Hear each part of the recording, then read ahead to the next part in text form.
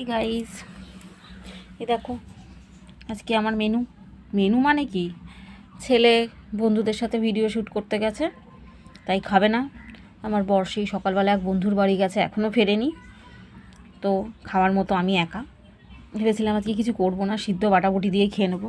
এই দেখো, এটা হচ্ছে শিম আলু সেদ্ধ, তার সঙ্গে লঙ্কা দিয়েছিলাম, 2টো কাঁচা লঙ্কা। শিম আলু কাঁচা লঙ্কা নুন হলুদ নুন দিয়ে মেখে কাঁচা তেল দিয়ে নিয়ে এসেছি।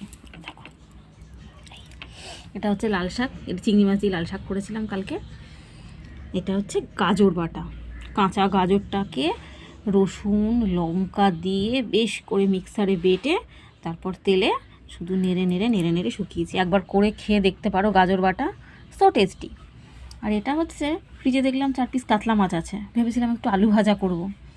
আলু ভাজা আর আলু দিয়ে ওই 4 পিস কাতলা মাছ করে নিয়েছি। ছোট ছোট কাতলা মাছ ছিল 4 পিস।